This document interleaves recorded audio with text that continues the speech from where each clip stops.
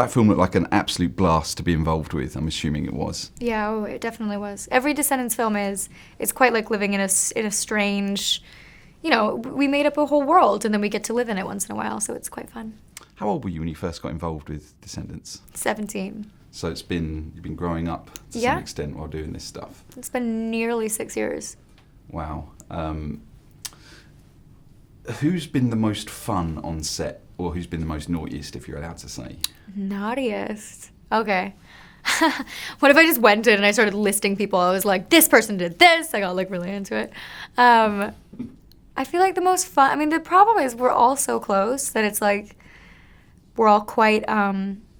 It's like we're like fully functioning adults when we're separate, but then when we're together, we're like quite like children. So, I mean, I feel like the most fun is probably Cameron. Thomas is quite a lot of fun as well.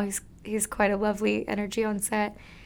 I mean, the most naughty for sure is our director Kenny, because he's always pulling pranks. And he's quite like a boy himself. So like he's very like loves to like mislead people, or like he'll make us shoot something again when we've already got it, so someone can like rush in and like pull some prank and he can get it on camera. He loves bloopers and things like that. Oh, that's nice to hear from a director. I mean, the last thing I would have expected is a director well, getting involved I mean, in it that depends, stuff. right? It's like if we've not got the shot, then it's very serious time. Yeah. But then like if we have the shot, he's very into like the pranks and things like that. It does look like a good group to be hanging out with. Are you friends with these guys outside of the filming now? Yeah. I mean, we always were. I think we're the closest we've ever been now. Definitely the third film, we were the closest we've ever been. Because, if you think about it, it's like we were all, I mean, Cameron was 14. I was 17. Booboo must have been 19, and Sofia must have been 20 or 21. Quite young, right? Like, quite young in terms of, like, being a human in the world. You're not quite who you're going to be. And so we were growing. And then it was like we were pals in the first one, better friends in the second one, and then like between second and third we became like indisputably family. And like I don't know any other circumstance in which you spend so much time with peers, but a very small group of peers, where your whole job is to be vulnerable, to be emotional, to connect to them, to learn, to fail, to grow, and to lean on each other like that. And to put yourself in a position to fail and need them to keep you up. Like we're like a band of brothers, So yeah, I would say that we're definitely more than friends. I mean, it is a vulnerable time for you. You're going through that age. For the age of 17, and said some of the guys were 13 and 14. Is that something that's considered? Did Disney look after you in that kind of way? Yeah. So, I mean, they must be so experienced with, the amount of child stars that have come through the system. Yeah.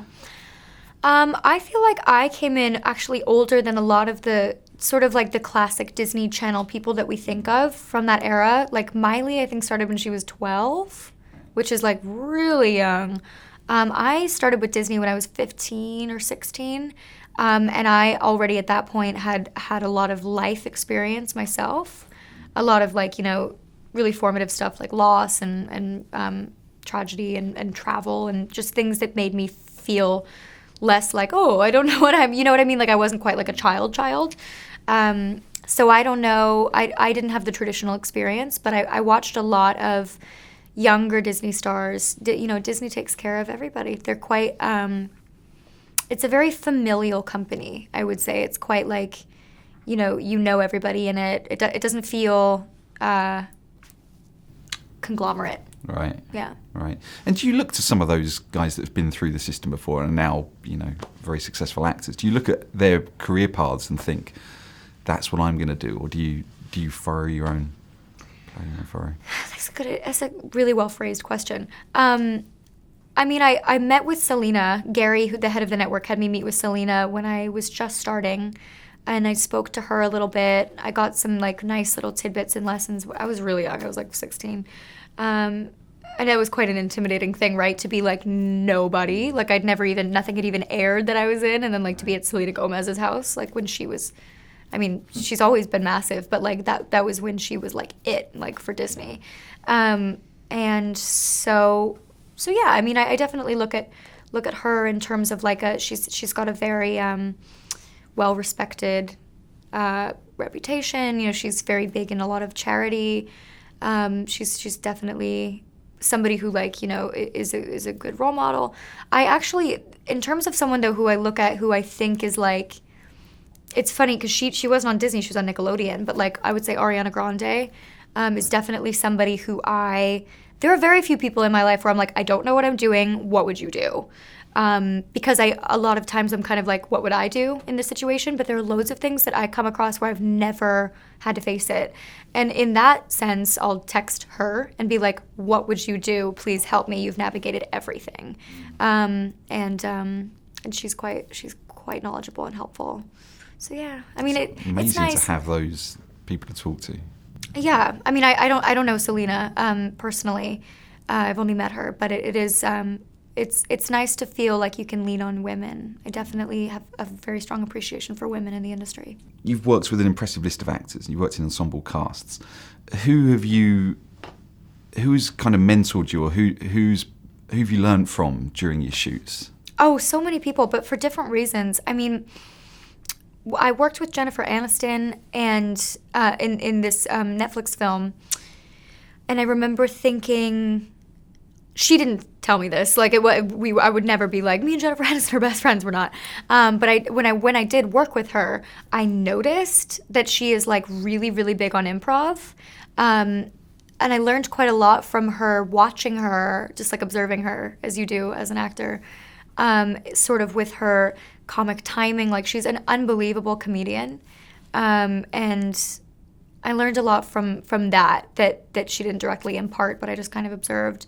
I feel like from Kristen Chenoweth, I learned true professionalism. Like, she was always, when I was in a relationship at the time that was not a good one, she was very big on being like, you're either like in that, or you're married to your career. Like, you have to nurture one more than the other, if you want your career if you want them to be comparable.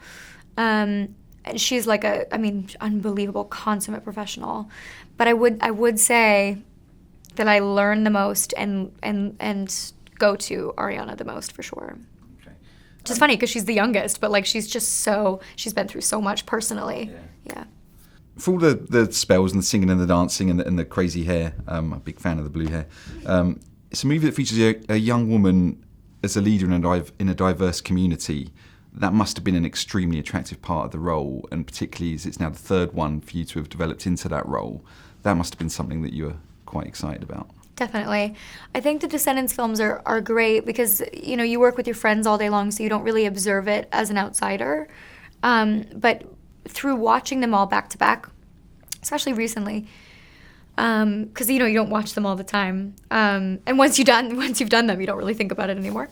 But something that I've always really loved about Descendants is that in the first one, it starts out with the 4 villain kids being the villains, right? The lead villain was a girl. She was the most terrifying and was the daughter of a woman who was the most terrifying villain. And then in the second and third, when she becomes the hero, she's obviously the leader, she's the hero, she's the diplomat, she's the government. And then also every time she has an enemy, it's also a girl, which I think is really quite lovely, to be like the threats, the powerful ones, the ones who go head to head, the equals are all women. And it also has unbelievable roles for men. Like, obviously Prince Ben is a leader in Auradon, and obviously every young boy has, there's nobody who's in it on accident. Everybody who's in it is like a very well-developed character, and they have their own strengths. I just always thought it was quite a lovely message for girls, that it was like your equal, your sparring partner, the one who is strong enough to face you, and the one who is your answer is a woman. You know, I think that's quite attractive, to have the woman always be the leader or the villain, and not just only the villain, you know? Because sometimes I do think they have a lot of women be villains, but it's like to have women be so complex, and to have them be layered, and to go from, every character also goes, by the way, from either villain to hero or hero to villain, and they're flexible, they're multidimensional. It's quite attractive. Thank you so much for your time. It's been really fun talking to you. Thank you for speaking to me. Ladies and gentlemen, you're watching Hey You Guys! Hey You Guys, huh? Hey, you guys. Is that from the Goonies? It is indeed, yes. Nice. Hey,